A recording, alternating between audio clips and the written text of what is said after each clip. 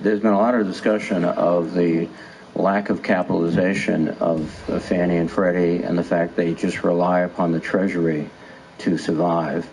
It's interesting, though, because since, and I was here, Senator Craig was here, since this crisis began, I think we've invested $191 billion in Fannie and Freddie, and the Treasury has received about $400 million, I believe, $300 billion in terms of dividends you've taken out.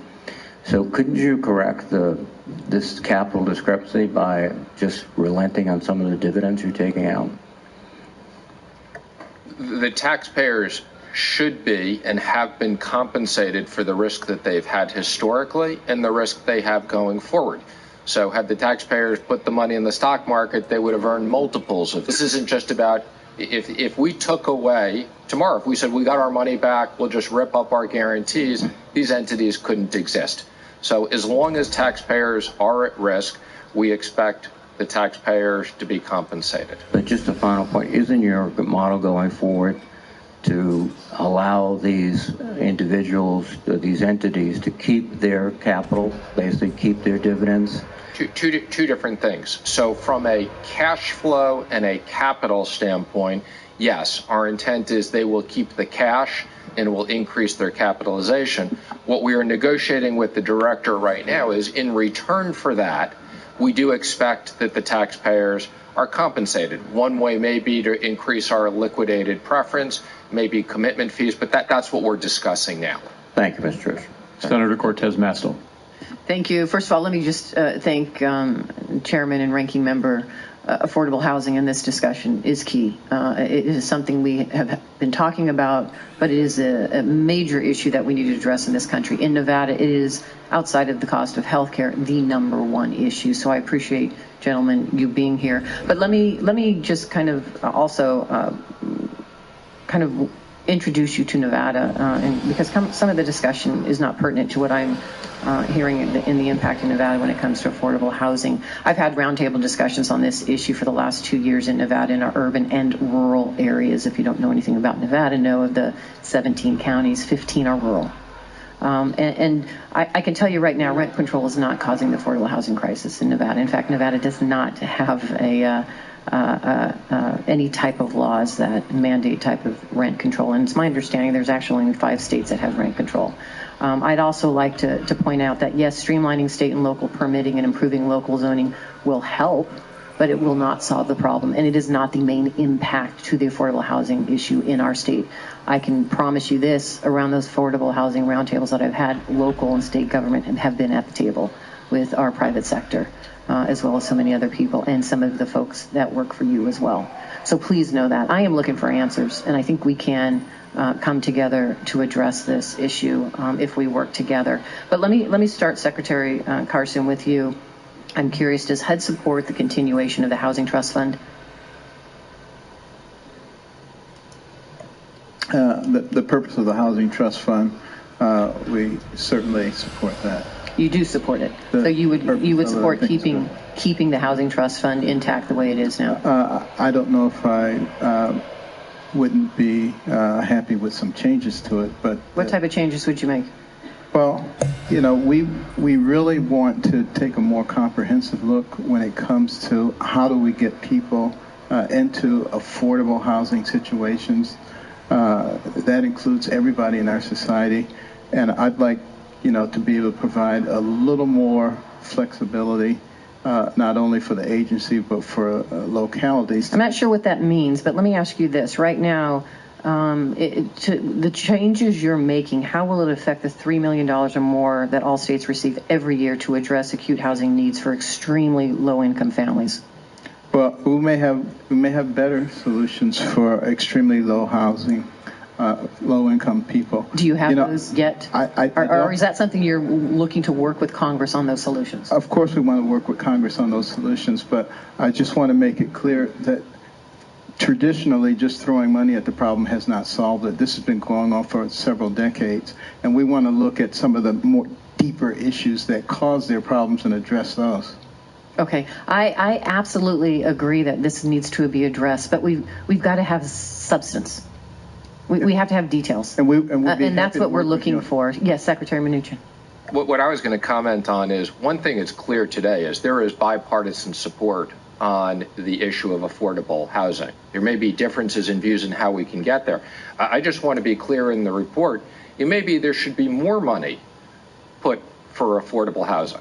So when we talk about the housing trust funds, I'd say if there were a more efficient and Congress wanted to put more money for affordable housing, that's something the administration would be very much open to working with this committee on. So right. And I agree there's bipartisan support. The report does not imply less money for affordable housing. That's what I wanted to make clear. Thank you. What's your definition of affordable housing? How do you define it? It depends on the market. What's affordable in one market is not affordable in a different market. And I think there's both affordable housing, both to own as well as to rent. Right, but if you are setting parameters about how the funding is going to go towards affordable housing, how do you know where to send it if you don't define it first? Well, we'd have to work with this committee. So, I mean, so you haven't defined it yet? Well, they're traditional. What's the traditional? Traditional is you should spend less than 30% of your household income on housing. And if you spend more than 50%, then that's severely distressed. Okay. And so that is a parameter that you're looking at when you're deciding how you're going to focus on the needs of those that fall within the affordable housing definition that you just defined. Is that correct? I think that's generally acceptable. Are there any other identifiers for affordable housing? And I'll open that up for all the panel. Director. Well, you certainly have a number of different formulas. I mean, the CDBG has a different formula. Personally, I would probably allocate it across states based on poverty. Obviously, on one extreme, the low-income housing tax credit is done on a per capita basis. That, to me, is probably not well targeted. So, again, we have a number of formulas across states. This is certainly the committee has dealt with on multiple occasions. Okay, let me change. I've just got a few minutes. Manufactured housing is very important to Nevada, and particularly our rural communities. So, Secretary Carson, let me ask you this. HUD includes manufactured housing in your proposal without any specifics. What protections for manufactured housing home buyers will you ensure remain in any change policy? Well, thank you for bringing that up, because manufactured housing has changed dramatically, and almost 10% of single families are in manufactured housing. People think about trailers and double wides. We're talking about tremendous technological progress that has been made in that area. And what remains really is removal of a lot of the regulations. I know you don't think the regulations are everything, but they have severely impeded the ability to utilize this very excellent solution. And that's regulations at the federal level, regulations at the state and local? State and local levels. So if the state and local level, they're willing to address those issues, in which they're working on in my state, to what extent are you looking at having an impact on manufactured housing as it comes to federal role? Well, HUD obviously is the regulator of the rules regarding manufactured housing. And we have actions for manufactured housing as we move through this process of looking at various changes. We will preserve them and expand on them as necessary. Thank you. I notice my time is up. Thank you. Senator Van Hollen. Thank you, Mr. Chairman. Thank all of you for being here. Secretary Carson, I want to follow up on some of the questions Senator Jones asked with respect to the proposed rule that HUD put forward in August that would gut the ability of people who are victims of housing discrimination to prove that discrimination using a disparate impact analysis.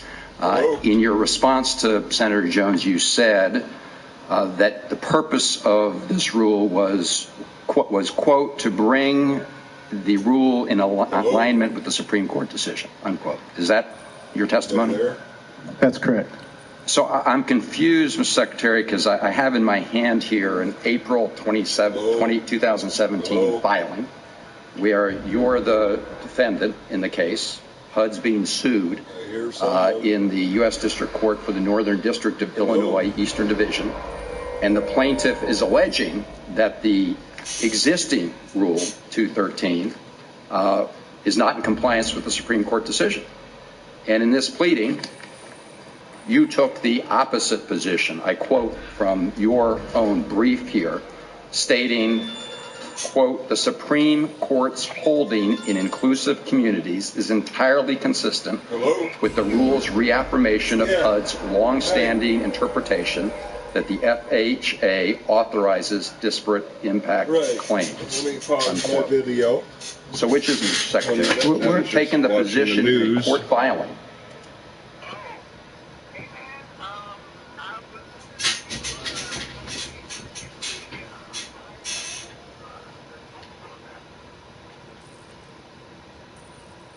Oh, must not have your number saved. Uncle Steve, right? I don't know why your number's not saved. I thought I saved it.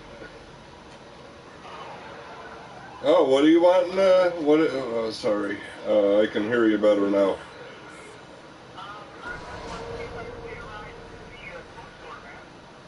Okay, well, I got a lead on one that you'll like, I think. Uh-huh.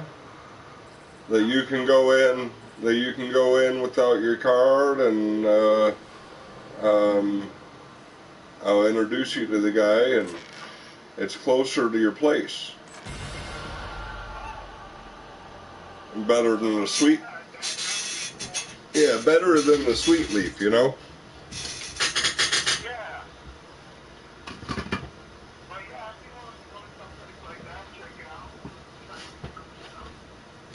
Okay. Yeah, they're open now, so I think they open like at 11. Yeah. I'll have a little bit of time. Whether you want to do that.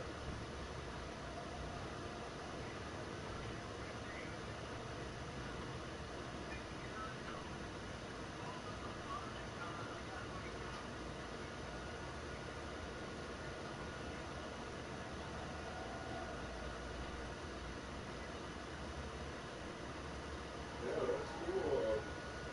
You'll be able to give me some money because I'm pretty broke. Alright. Sweet. Yeah, that works. Yeah, that's cool.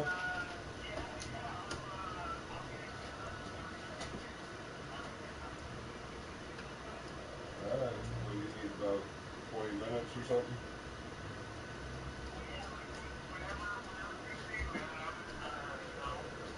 Alright, I'll shut things down here.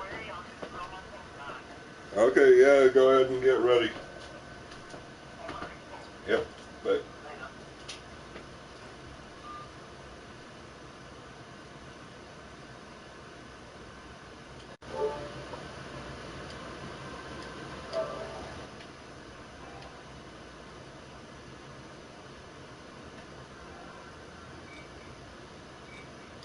There, headphone call. I gotta go do some things. I was hoping to get enough refinement to maybe upgrade something, but it doesn't look like it.